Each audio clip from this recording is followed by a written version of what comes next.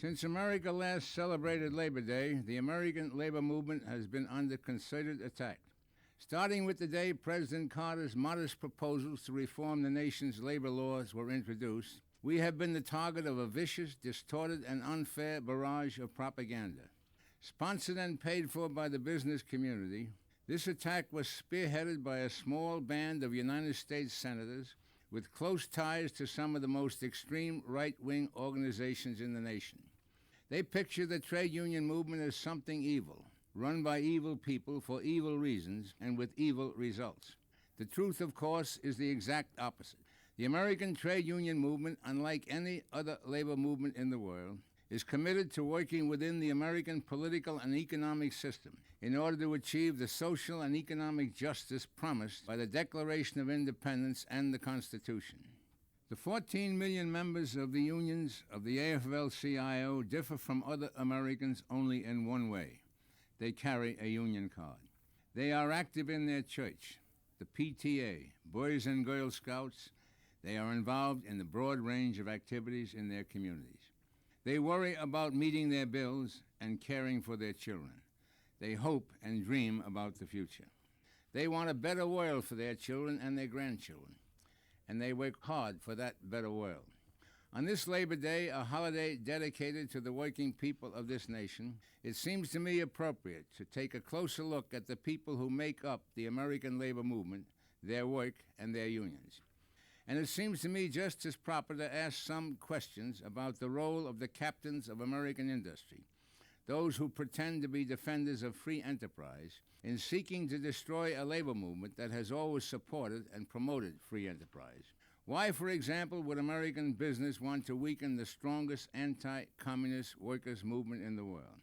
Why, at the very same time, do they pursue cozy trade deals with communist dictators, the sworn enemies of capitalism and free enterprise? Perhaps the answer goes back to the origins of the labor movement, to the desperate methods employers used to prevent workers from forming unions. Unions those employers decided constituted a direct threat to their power to make virtually unlimited profit through miserable wages, unsafe working conditions, and the use of child labor in sweatshops.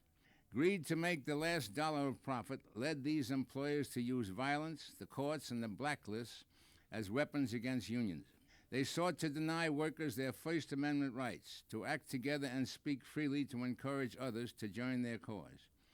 Those rights endangered their profits, and they felt, and some still feel, money to be more important than rights. Then as now, unions of workers were viewed by many employers as evil, because they consider anything which reduces maximum profits to be evil. It is no coincidence that the propaganda used by employers in the 1900s to frustrate and thwart unions bears a remarkable resemblance to today's propaganda.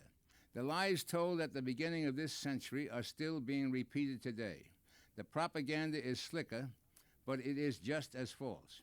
In fact, the phrase popular with many editorial writers today, that unions may have been necessary once but have outlived their usefulness, is neither new nor more valid than when it was first used in 1920 by an industrialist kingpin dedicated to busting even the weak unions of that era. The role of the labor movement, through the institution of collective bargaining, is to bring democracy to the workplace.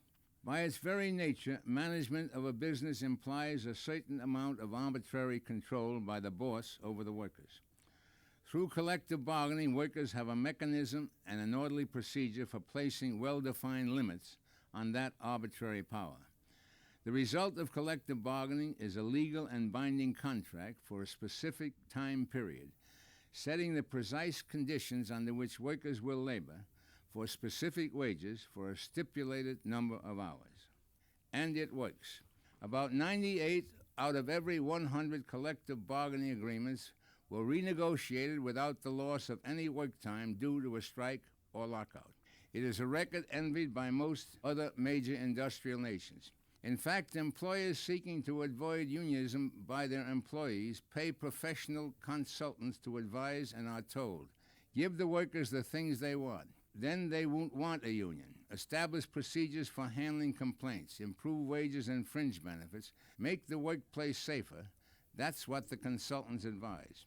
Why then is it wrong for a union to seek these items in a legally binding contract? Of course, the difference is the business consultants urge their clients only to give these to workers, not to agree, not to promise, not to make any pledges. Give today and maybe take away next year. The contract provides protection against takeaways. That's the difference, the total difference. To the workers, it means security. To the American economic system, grievance procedures, seniority systems, and spelled-out working conditions mean stability in the workforce, reduce tensions and disruptions caused by disgruntled employees, and increase productivity.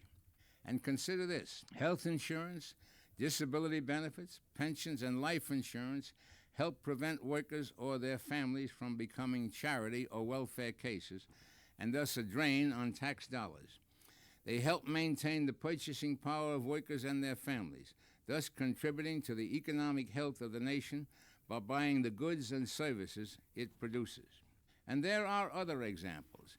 Improving occupational health and safety also improves productivity and keeps injured and sick workers from becoming wards of the state. Premium rate of pay for overtime encourage employers to hire additional workers, thus reducing unemployment, and frees those on the payroll from unwanted overtime so they can spend more time with their families. Paid vacations have spawned a whole new industry in the United States, tourism, which provides hundreds of thousands of jobs. Non-discrimination in employment, which was a key clause in many union contracts long before there was a federal law, is not only morally right, it is economically sound as well. Wage increases are vital to the economy because workers' families are the number one purchasers of the goods and services made in this country. Depressed wage levels would certainly cause a disastrous depression. Without these gains that workers have won through collective bargaining, employers would have been able to shift the burden of their responsibilities to government, resulting in an increase in taxes. And if the government failed to provide for these needs, there would be rampant unemployment, poverty, and misery. What makes the American labor movement unique is that it has sought to keep responsibility for these matters largely within the free enterprise system, rather than shifting it totally to the government. Unlike many foreign countries, the American labor movement does not have its own political party and does not seek to control the government in order to legislate these programs. Of course, government has a responsibility to make certain that employers who do not deal with unions do not totally escape their social responsibility. That is why the American labor movement has lobbied for and won a minimum wage law that helps keep millions of non-union workers out of poverty, occupational safety and health legislation that seeks to make every workplace safe and healthful, unemployment insurance for workers who lose their jobs, workers' compensation for those who are injured on the job, anti-discrimination laws that apply to every workplace, Social Security and Medicare to help workers who have no pension or health benefits after they retire. Employers bear much of the responsibility for financing these programs, thus limiting the cost to taxpayers. And all of these programs cover all workers, not just union members. It is when we lobby for these and other laws that the cry is sometimes heard, usually from those employers who want to avoid any responsibility for their employees, that labor should stick to wages, hours, and working conditions, and not get involved in politics. That, of course, is nonsense. The labor movement's political activity is aimed at encouraging the greatest possible participation in elections. Democracy cannot succeed if only the rich and the powerful have and use the vote. And how do unions engage in politics? Well, union meetings are held in virtually every community in this country. There, the records of the candidates are reviewed, and the united position is decided by democratic vote. In fact, in order to endorse a candidate, a two-thirds majority is required to guard against bossism. And union members always retain their individual right to support the opposite position. But union members know that when they speak together, their voice is loud enough to be heard. They also know that an uninformed vote is worse than no vote at all.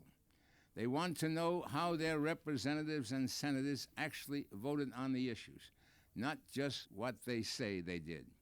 So unions regularly keep their members informed of congressional voting records, and the members make up their own minds on the candidates. And what issues are important to workers and their unions? Good schools for their children, better transportation, clean air and water, protecting their jobs from unfair competition from foreign lands, getting full value in government services for their tax dollars. Every single one of these issues is decided by government.